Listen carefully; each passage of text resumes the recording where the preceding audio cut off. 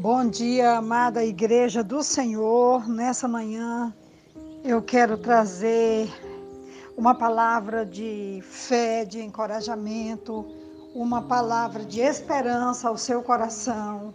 Nesses dias tão difíceis, os quais nós temos vencido pela graça do Senhor, a palavra que Deus colocou no meu coração nessa manhã é uma palavra que está em Mateus, capítulo 14, a partir do versículo 23, quando diz que, tendo Jesus despedido a multidão, subiu sozinho a um monte para orar.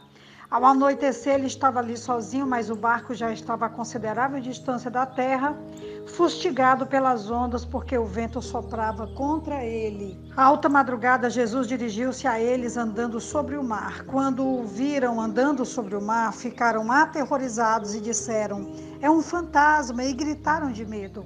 Mas Jesus imediatamente lhes disse: "Coragem, sou eu, não tenham medo." "Senhor", disse Pedro, "se és tu, manda-me ir ao teu encontro por sobre as águas." "Venha", respondeu ele. Então Pedro saiu do barco, andou sobre as águas e foi na direção de Jesus. Mas quando reparou no vento, ficou com medo e começou a afundar e gritou: "Senhor, salva-me." Imediatamente Jesus estendeu a mão e o segurou e disse: "Homem de pequena fé, por que você duvidou?" Quando entraram no barco, o vento cessou. Então os que estavam no barco adoraram, dizendo: "Verdadeiramente, tu és o Filho de Deus." Esse texto, ele sempre me impressiona por vários aspectos. O primeiro, porque Jesus aparece de madrugada e eles o confundem com fantasmas, não estão bem acostumados com o sobrenatural, com o extraordinário, com o milagre, com o inédito. Segundo, porque Pedro demonstra muita coragem quando ele diz que vai ao encontro de Jesus e Jesus o convida a andar sobre as águas.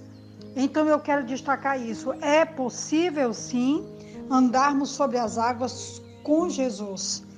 Eu queria que você não esquecesse esse aspecto. Nós podemos andar sobre as águas com Jesus. Agora, tem uma coisa muito importante para quem quer andar sobre as águas com Jesus. É ceder à tentação de olhar para o vento.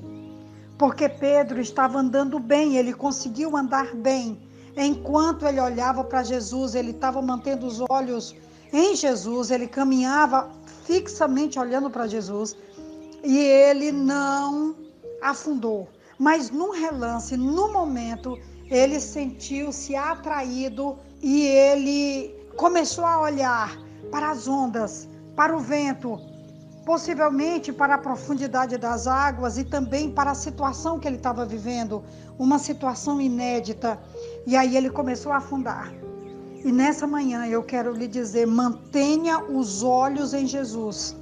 Como diz Hebreus 12, versículo 1, 1 e 2, que nós precisamos resistir à tentação de desviar o olhar para tudo que nos cerca e nós precisamos manter o olhar fixo em Jesus, o autor e o consumador da nossa fé. Nós não podemos desviar o olhar. Mas se de repente você desviar o olhar como Pedro, grite, porque Pedro gritou: "Senhor, eu estou afundando, salva-me." E novamente Pedro pôde voltar o olhar para Jesus.